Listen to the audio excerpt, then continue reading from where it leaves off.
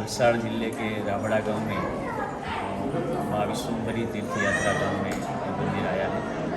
विश्वम्भरी माता अनंत ब्रह्मांड की रचयिता है। ब्रह्मा विष्णु महेश को उत्पन्न करने वाली, सृष्टि की सृजनहार, कर्म की देवी, भाग्य की विधाता। ये माँ एक खेड़ूत पुत्र को एक साक्षात दर्शन दिया है। तो खेड़ूत पुत्र जिनको हम महापात्र के नाम से जानते हैं, महापात्र जी का एक लक्ष्य था कि पूरा सृष्टि कौन चला रहा है। पूरे सृष्टि में इतने सारे देवी देवताओं हैं, तो ये देवी देवताओं के हेड कौन है, और ये पूरा इतना सुंदर सृष्टि बनाया है। तो ये सृष्टि में अंदर नदी, पहाड़ और ऐसी प्रकृति है, तो ये पूरा किसने सर्जन किया, वहाँ तक पहुँचना है, उनका दर्शन करना है। तो ये परम शक्ति कौन है, तो वो शक्ति की आराधना कर रहे थे, आगे बढ़ रहे थे और हमेशा वो कर्म को भक्ति मानते थे और उनका आचरण इतना श्रेष्ठ था। वैदिक जो सद्गुण है उनके अनुसार उनका आचरण था। तो माँ की दृष्टि उनके ऊपर पड़ती है कि ये मानव मुझ तक पहुँचना चाहता है, तो माँ क्या करती है, उनकी 17 कसौटी करती है। उनका मोह, माया, लोभ, लालच, क्रोध, सहनशीलता, धैर्यता, उनकी शारीरिक कसौटी भी करती है, आर्थिक कसौटी भी करती है। फिर वो महापात्र जी संघर्ष में से पसार होते होते कसौटी में से पार उतरते जाते हैं। और एक 17वीं जो कसौटी थी, हम जानते हैं वो कसौटी सबसे मुश्किल थी, वो चरित्र की कसौटी। वो कसौटी में इतने युगों में कोई पास नहीं हुआ। तो ये कसौटी करने के लिए माँ एक घटना घटाती है। तारीख 6/9/99 में महापात्र जी एक मोटरसाइकिल लेके जंगल के रास्ते से आ रहे थे। तो माँ ने 18 साल की लड़की का रूप लिया और रास्ते में खड़ी रह गई। और फिर जैसे मोटरसाइकिल पास में आया तो उन्होंने बिठाने के लिए आग्रह किया। महापात्र जी ने बिठाया तो माँ उनकी चरित्र की कसौटी करती है। तो उसमें से महापात्र खरे उतरते हैं, तब माँ उनको साक्षात दर्शन देती है। माँ ऐसा रथ लेके पृथ्वी पे आती है और रथ हवा में 1 फीट अदर ठहर जाता है। 5 घोड़े वाला रथ हवा में 1 फीट अदर ठहर जाता है। वो उसमें माँ इस स्वरूप में अंदर बैठी थी। हम एक सूर्य का तेज देख नहीं सकते, माँ का असंख्य सूर्य का तेज भी झक्का लगे, कम लगे, ऐसा उनका स्वरूप था। फिर माँ को पैर छू के नमन करके महापात्र जी माँ को पूछते हैं कि आप कौन हैं। तब माँ कहती है कि मैं माँ हूँ। माँ, आप माँ तो है लेकिन कौन माँ। तब माँ कहती है कि मैं अनंत ब्रह्मांड की रचयिता, ब्रह्मा विष्णु महेश को उत्पन्न करने वाली, इस सृष्टि की सृजनहार, कर्म की देवी, भाग्य की विधाता, विश्वम्भरी हूँ। जब इतना माँ बोलती है तब आकाश में तमाम देवी देवताओं माँ का दर्शन करने के लिए बाहर निकलते हैं और ऊपर से फूलों की वृष्टि करते हैं। फिर माँ महापात्र जी को कहती है कि शाबाश बेटा शाबाश, मैंने तुम्हारा 17 कसौटी किया और आज मैंने तुम्हारा अंतिम कसौटी किया। और चरित्र की कसौटी में तुम खरे उतरे हो। तुम्हारे मोटरसाइकिल के पीछे मैं ही बैठी थी और मैंने तुम्हारा चरित्र का कसौटी किया, उसमें से तुम पवित्र रह के खरे उतरे हो और तुम्हारा 7 जन्मों का कर्म का बैलेंस जमा हुआ है। आज तू जो मांगे मैं दूंगी। तो माँ को बोलते हैं कि माँ मैं क्या मांगूँ। तो माँ कहती है कि तुम धन, दौलत, संपत्ति जो भी चाहिए आज तू मांग। तो माँ को कहते हैं माँ मैं तो कर्मयोगी हूँ, मैं तो मेरी मेहनत का खाने वाला हूँ। आप मुझे मिली है तो मैं तो आपकी गोद में रहना चाहता हूँ, मुझे धन दौलत संपत्ति का कुछ काम नहीं है। तब माँ कहती है फिर से कि बेटा मैंने पूरा सृष्टि बनाया, पृथ्वी बनाया, सूर्य चंद्र सब बनाया। मैं पृथ्वी के अंदर पहली बार तुमको मिलने के लिए आई हूँ, मेरी प्रसन्नता के लिए कुछ मांग।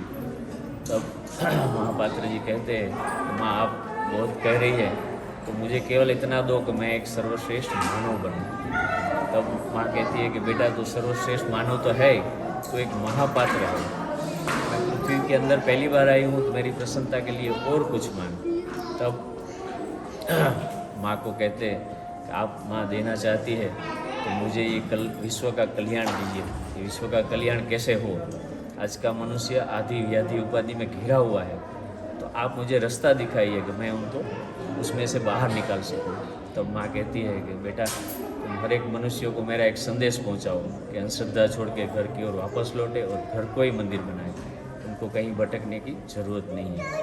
और मनुष्य को ये भी संदेश दो कि वो प्रकृति का खंडन न करे, नहींतर परिणाम भुगतने के लिए तैयार रहे। फिर माँ के साथ 45 मिनट बात चलती है। माँ उनको 3 स्टेप की ओरिजिनल भक्ति भी देती है छोटी, कर्तव्य कर्म, कर्म भक्ति और कर्मयोगी। मनुष्य अगर ये भक्ति के ऊपर चलेगा तो उनका जब कर्म का बैलेंस 100% होगा तो वो मोक्ष के पात्र बनेगा। फिर माँ उनको मोक्ष का रास्ता भी दिखाती है। महापात्र जी को इतना सारा 45 मिनट में इतना सारा माँ अनुभव कराती है और महापात्र जी अनेक प्रश्न करते हैं माँ को, तो माँ उनका जवाब देती है। तो महापात्र जी को जो भी मिला तो उन्होंने खुद के लिए सीमित नहीं रखा, उन्होंने पूरे विश्व को देने के लिए ये मंदिर का, ये धाम का निर्माण किया है। ये धाम वलसाड़ जिले के राबड़ा गांव में एक पार नदी के किनारे अद्भुत, अकल्पनीय और इतना सुंदर प्राकृतिक वातावरण के बीच में ये धाम बना है। और ये धाम केवल 90 दिन में बना है। माँ का आदेश महापात्र जी को दिया था माँ ने कि बेटा पार नदी के किनारे ये ज़मीन पे 90 दिन में तुमको ये धाम बनाना है। और तो इनका 2016 में कार्य शुरू हुआ था फरवरी में, और मई महीने में उनका कार्य पूरा हुआ। आज पूरा विश्व इधर माँ का दर्शन करने के लिए आते हैं। जिस स्वरूप में माँ ने दर्शन दिया उसी स्वरूप में हम माँ का दर्शन कर सकते हैं। वैसा ही रथ है, माँ का चैतन्य स्वरूप है। और जो भी मिला है महापात्र जी को वो पूरे विश्व को देना है, और ये पूरे विश्व में एक ही बनेगा। यहाँ से पूरे विश्व को ये पूरा संदेश पहुँचाना है, ओरिजिनल भक्ति पहुँचानी है, और कैसे जीवन जीना है ये मनुष्य को सिखाना है। तो माँ ने जो मोक्ष का मार्ग दिया, अगर किसी को मोक्ष लेना है, पाना है, तो वो भी मोक्ष पा सकता है, ऐसा माँ ने रास्ता दिखाया है। माँ ने मोक्ष के लिए रास्ता बताया है कि मनुष्य अगर 5 ऋण में से मुक्त हो जाए तो मैं उसको मोक्ष देती हूँ। तो महापात्र जी पूछते हैं कि माँ कौन कौन सा ऋण का बंधन होता है मनुष्य के ऊपर। तो माँ बताती है कि माता पिता का ऋण, कुलदेवी माँ का ऋण, गौ माता का ऋण, वैदिक संस्कृति का ऋण और प्रकृति का ऋण। अगर मनुष्य ये 5 का जतन करे, पालन पोषण करे, तो मैं उसमें से उनका ऋण बंधन पूरा होता है, तब उनको मैं मोक्ष देता हूँ। तो अभी तो महापात्री जी के पास इतना सारा अनुभव है, पूरे विश्व को देना है। तो जैसे जैसे मनुष्य आगे बढ़ता जाएगा तो वैसे वैसे उनको ये सब मिलता रहेगा। तो माँ ने जो रास्ता दिखाया उस अनुसार आज पूरे विश्व में लाखों घर मंदिर बन चुके हैं। और आज लोग घर के अंदर उनकी जो शक्ति कुलदेवी है उनका घर में स्थान मिला है। तो आज कुलदेवी भी कितनी नाराज़ थी, वो आज एकदम खुश दिखती है क्योंकि उनको उनके घर में कुल में स्थान मिला है। तो आज कितने सारे घरों में शक्ति की आराधना हो रही है। जो मनुष्य व्यक्ति पूजा में पड़ गया था, शक्ति की आराधना करने के बजाय वो व्यक्ति पूजा में पड़े थे, तो उसमें से वो बाहर निकल के आज फिर से वो शक्ति की आराधना करने लगा है। तो और माँ की जो विचारधारा है उसके अनुसार आज मनुष्य जीवन जी रहा है। तो ऐसे घरों में आज मनुष्य के घर में आधी व्याधि उपाधि आज घर से बाहर निकल गई है। आज मनुष्य इतना सुखी दिखता है, आनंदित दिखता है, और आज वो कर्म करने भी लगा है। तो आज ऐसे बहुत सारे घर हैं, और पूरे विश्व में ऐसे घर मंदिर बन जाए और सब अपने अपनी फर्ज निभाने लगे, सब अपना अपना कर्तव्य करने लगे, तो आज पूरे विश्व में एकदम शांति हो जाएगी। तो ये संदेश और ये विचारधारा पूरे विश्व को देने के लिए ये धाम का निर्माण हुआ है। ये धाम के अंदर ये पाठशाला है माँ की। यहाँ हर एक मनुष्य को ये संदेश मिलता है, ये समझने को मिलता है जीवन कैसे जीना है। इससे आगे जाएंगे तो गोवर्धन पर्वत है, जो द्वापर युग में कृष्ण भगवान ने जो गोवर्धन पर्वत उठा के एक संघ निष्ठा दिखाया था, सत्य का संघ निष्ठा, उनका प्रतीक है।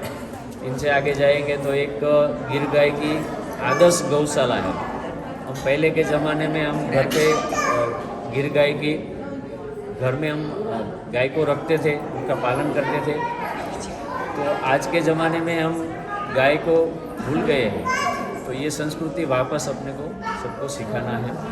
उनसे आगे जाएंगे तो एक पंचवटी धाम है, तो वहाँ श्री राम सीता जी कैसे वनवास में थे, वनवास में कैसे जीवन जीते थे वो उधर दिखाया है। त्रेता युग में कैसी प्रणाली थी वो दिखाया है। तो यहाँ पे आएंगे तो ये पूरा एक स्वर्ग समान एक धाम देखने को मिलेगा और इधर मनुष्य को एकदम शांति मिलती है, आनंद आता है। तो ऐसे आज लाखों लोग इधर आते हैं दर्शन करने के लिए, देश विदेश से भी आते हैं। ऐसे ऐसे पूरे विश्व को ये विचारधारा फैलेगी और पूरे विश्व में हर एक घर मंदिर बनेगा और घर में शांति बनी रहेगी। जय महाराज।